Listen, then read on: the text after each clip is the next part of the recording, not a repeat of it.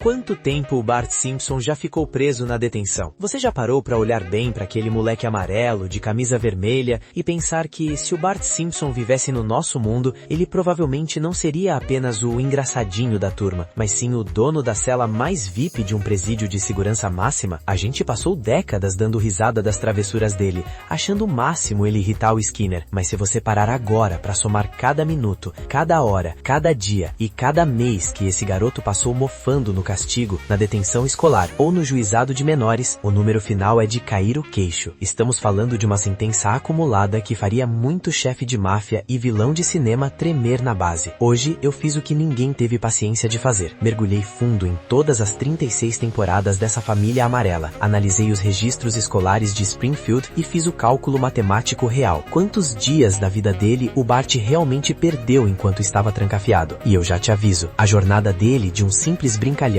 para o que os especialistas chamam de estudante de intercâmbio, vindo direto das profundezas do inferno, é muito mais bizarra e pesada do que a sua memória registra. Prepara o fôlego, porque o levantamento de hoje é gigantesco, é detalhado e vai mudar para sempre o jeito que você assiste os Simpsons. Tudo começa naquela vibe de apenas um dia comum na escola primária de Springfield. Mas pro Bart, o conceito de comum simplesmente não existe no vocabulário. Ele começou a carreira sendo aquela influência terrível que todo pai morre de medo que o filho encontre no recreio. No primeiro registro oficial que a gente encontra nos arquivos da escola, ele simplesmente para o funcionamento da instituição com um grito de guerra: abaixo o dever de casa. Ele conseguiu mobilizar a molecada num nível de sindicato rebelde, fazendo o Skinner suar frio logo cedo. O pátio virou um cenário de Revolução Francesa mirim, com crianças jogando cadernos pro alto e ignorando o sinal. Resultado? Um dia de detenção. Parece pouco, né? Mas aquilo era só o aperitivo, o primeiro passo de uma escadaria que leva direto pro tribunal. O negócio fica sério de verdade quando ele decide que seria uma ideia genial colar adesivos de nicotina em todos os meninos da sala de aula. Cara, imagina o caos médico e o processo judicial que isso daria hoje em dia. As crianças ficaram todas elétricas.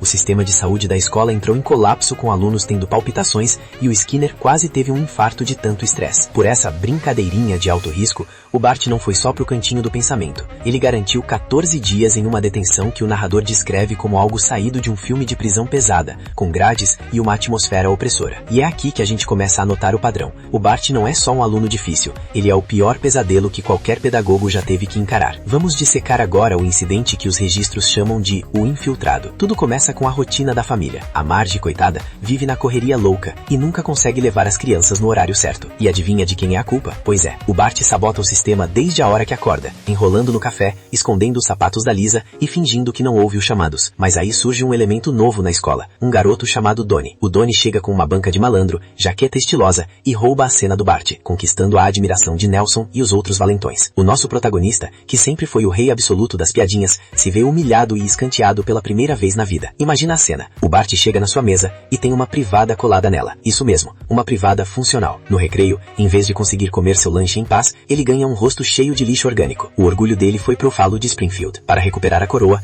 ele planeja uma jogada mestre contra o Skinner durante uma assembleia lotada. O plano funciona tão bem que ele recupera o respeito de todo mundo e o novato Donnie acaba levando a culpa por toda a bagunça. Mas aqui vem o plot twist. O Donnie era um X9, um informante. Ele foi contratado pessoalmente pelo Skinner para coletar evidências e colocar o Bart atrás das grades por 10 dias de suspensão. No fim, a amizade fala mais alto. O Donnie vira a casaca, o Bart escapa, mas o Skinner e o Chambers terminam explodindo num vulcão de mentos e refrigerante. E quem paga o pato? O pobre do Milhouse, que termina trancado num armário porque o Cletus achou que era um banheiro tecnológico. Se você acha que o Bart só faz bagunça na escola, você esqueceu de um dos momentos mais sombrios da infância dele. O caso do videogame Bonestorm. Todo mundo na escola tinha o jogo, menos o Bart. O desejo de ter aquele cartucho foi tão grande que ele atravessou a linha da legalidade. Ele foi até a loja e num momento de fraqueza total, colocou o jogo dentro da jaqueta. O segurança da loja, um cara enorme e intimidador chamado Don Brotka, pegou ele no pulo com uma voz de trovão. O Bart foi banido da loja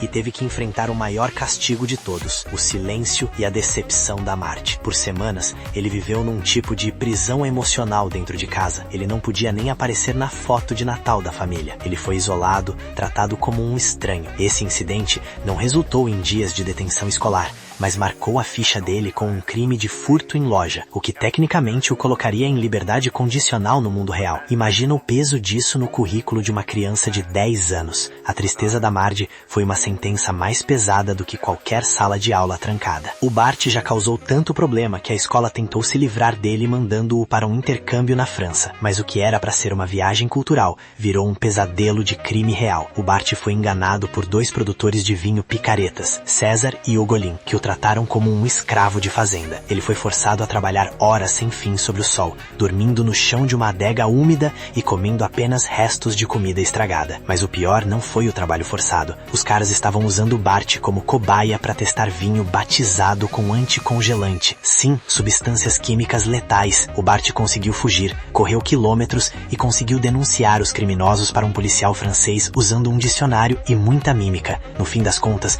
ele foi um herói na Europa, mas ao voltar para Springfield, o Skinner nem quis saber. O histórico dele continuava manchado. Esse período na França, embora ele tenha sido a vítima, conta como um tempo de privação de liberdade forçada, somando mais 90 dias de sofrimento e trauma ao nosso cálculo final. Agora entra comigo numa parte que é até difícil de comentar de tão bad vibes. A professora Edna Krabappel estava num momento de solidão profunda, buscando um amor em anúncios de revista. Enquanto isso, a escola vivia a febre dos ioiôs. Depois de ter seu brinquedo confiscado por fazer uma manobra proibida chamada Depenando o Picles, ele acha o anúncio da professora na lixeira da secretaria. O que ele faz? Em vez de sentir um pingo de empatia, ele cria o Woodrow, um homem fictício, sensível, que escreve cartas românticas e profundas que o Bart provavelmente copiou de livros de poesia antigos. Ele começa a seduzir a própria professora via correio, fazendo ela acreditar que finalmente tinha encontrado o homem dos seus sonhos. O Bart levou a Edna às lágrimas de felicidade, fazendo ela acreditar que não estaria mais sozinha. Ele chegou a mandar uma foto de um modelo bonitão para manter a farsa. Quando a Edna marcou um encontro romântico e o Woodrow obviamente não apareceu, o Bart viu de longe o estrago. A professora chorando sozinha num restaurante de luxo. Foram meses de castigo acumulados nessa brincadeira cruel. A culpa consumiu o moleque, mas o Skinner não perdoou a infração quando descobriu o envolvimento do garoto no esquema de correspondência falsa. Quem não lembra de quando o Bart ganhou um elefante de verdade num concurso de rádio? O que parecia um sonho virou um desastre jurídico. O elefante, chamado Stump, destruiu cercas, casas e jardins por toda a cidade de Springfield enquanto tentava se alimentar. O Bart foi responsabilizado por manter um animal selvagem em área urbana sem qualquer licença ambiental. A destruição de propriedade privada foi imensa e os custos de manutenção eram proibitivos. O Bart teve que trabalhar dobrado para tentar cuidar do animal, mas a prefeitura interveio com multas pesadíssimas. Ele quase foi preso por negligência animal e danos materiais em massa. Se somarmos os custos de reparo e o tempo que ele ficou preso em casa cuidando do bicho por ordem da Marge e sob a vigilância constante dos vizinhos furiosos, o Bart ficou em dívida com a sociedade por meses. O castigo em casa foi severo. Meses sem televisão, sem videogame e o pior de tudo, sem o seu precioso skate. Pro Bart, isso é o equivalente a uma solitária em Alcatraz, uma privação total de sua identidade como rebelde urbano. Existe uma pegadinha lendária que o diretor Skinner nunca vai esquecer, uma afronta que exigiu um planejamento militar, o Bundazilla. O Bart simplesmente criou uma imagem gigante e ofensiva do diretor, usando vários megafones estrategicamente posicionados para amplificar o som e a humilhação perante toda a cidade, ecoando por quilômetros. O Skinner tem pesadelos com essa imagem até hoje, acordando suado no meio da noite. A punição para esse crime contra a dignidade do diretor foi pesada. Bart teve que virar assistente de astronomia amadora às 4:30 da manhã. Cara, o Bart é uma criança que mal consegue acordar para a escola no horário normal. Imagina estar de pé no frio da madrugada olhando para o céu antes do sol nascer, enquanto Skinner anota cada bocejo dele. Ele nem acreditava que o relógio tinha esse horário, achando que era uma dimensão paralela. Além disso, teve o caso do basquete, onde ele manipulou a escola inteira para vestir em branco, enquanto fez o Skinner vestir uma camisa floral ridícula, parecendo um turista perdido num cruzeiro barato enquanto tentava parecer autoritário. Bart foi sentenciado à detenção mais longa da história escolar, perdendo meses preciosos de lazer nas tardes ensolaradas de Springfield. O Bart não respeita nem o próprio sangue, demonstrando uma falta de limites preocupante. O coitado do vovô Simpson foi despachado para um quarto minúsculo, e o Bart, num ato de total desrespeito à história da família, trocou as tralhas de guerra e medalhas do velho por um cérebro cérebro humano real dentro de um pote de formol que ele conseguiu na base da troca ilegal em um beco escuro. Com esse objeto macabro, ele iniciou um reinado de terror psicológico na escola, assustando colegas e professores. Durante uma inspeção escolar super importante, onde o futuro da verba da instituição estava em jogo, o Bart causou um incidente de vômito coletivo tão violento que o refeitório foi totalmente interditado pela vigilância sanitária por semanas. O Skinner, já sem qualquer gota de paciência e beirando um colapso nervoso, aplicou a punição que o Bart mais odiou em toda a sua vida. Ele foi proibido de ir na excursão escolar para Shelbyville. Enquanto todos os seus amigos iam passear e se divertir longe das salas de aula, o Bart teve que ficar trancado num trailer de castigo estacionado no pátio, no calor de rachar, por 4 semanas seguidas. Foi um mês inteiro de isolamento social forçado dentro de uma lata de metal enferrujada, observando a vida passar pela janela. Nesse ponto da nossa análise profunda, o Bart já não era mais um probleminha de comportamento que se resolvia com uma conversa. Ele subiu para a Liga Profissional do Crime Juvenil, onde as consequências são de nível estadual. O auge da vilania foi o golpe do casamento falso, uma operação digna de mestre do crime. O moleque criou uma lista de presentes fake numa loja de luxo e lacrou as portas da sala de festas com todos os convidados influentes da cidade dentro, fugindo com as sacolas cheias de eletrônicos, joias e prataria. O juiz de Springfield, cansado de ver o rosto do garoto no seu tribunal, deu a sentença final que mudaria tudo. 6 meses de prisão juvenil em uma instituição de segurança média. Lá dentro, ele conheceu a Dina, uma menina que fazia o Bart parecer um coroinha de igreja de tão perigosa, fria e calculista que era. Faltando meras 2 semanas para sua liberdade condicional, o Bart resolveu fazer o quê? Fugir, cara. Quem foge faltando apenas 2 semanas para sair legalmente? Só o Bart Simpson. Eles foram caçados por cães farejadores por matas fechadas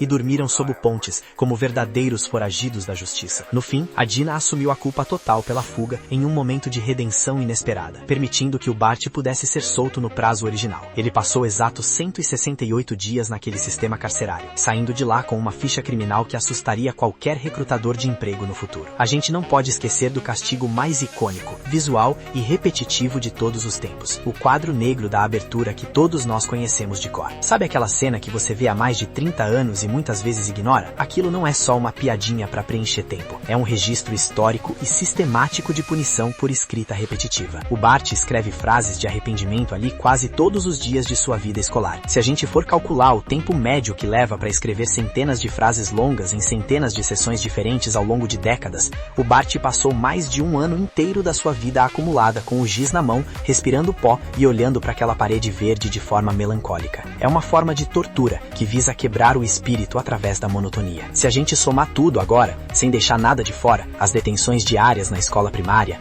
as suspensões pesadas por brigas e vandalismo, o tempo que ele passou no juizado de menores, os meses de castigo severo por mentir no tribunal, o tempo que ele foi submetido a trabalho escravo na França, o período claustrofóbico no trailer de isolamento e o tempo infinito escrevendo frases no quadro negro, o número é simplesmente astronômico e assustador. O Bart Simpson acumulou exatamente 2.182 dias punido oficialmente. Para você ter uma noção real do que isso representa, são mais de 5 anos de uma criança que tem apenas 10 anos de idade vivendo sob algum tipo de custódia, vigilância ou restrição de liberdade. Ele passou literalmente metade de toda a sua existência na Terra sendo punido por seus atos. E aí, depois de ver todo esse dossiê detalhado, qual é a sua opinião sincera? O Bart Simpson é uma vítima incompreendida de um sistema escolar arcaico que não entende o seu potencial criativo e sua energia transbordante? Ou o diretor Skinner é que é um verdadeiro herói nacional por ter aguentado esse demôniozinho por tanto tempo sem surtar de vez e abandonar a carreira? Comenta aí embaixo com a sua teoria, porque eu quero saber se você teria a paciência infinita da Marge ou se já teria jogado a chave da cela fora logo no primeiro dia de aula. Se você curtiu esse levantamento profundo e estatístico sobre os crimes dos personagens que marcaram a nossa infância, deixa aquele like maroto para fortalecer o trabalho, se inscreve no canal e ativa o sininho para não perder as notificações, porque o próximo dossiê vai ser ainda mais pesado e surpreendente. Valeu por ter ficado até aqui acompanhando essa jornada criminal. Um grande abraço e até a próxima ficha criminal de Springfield.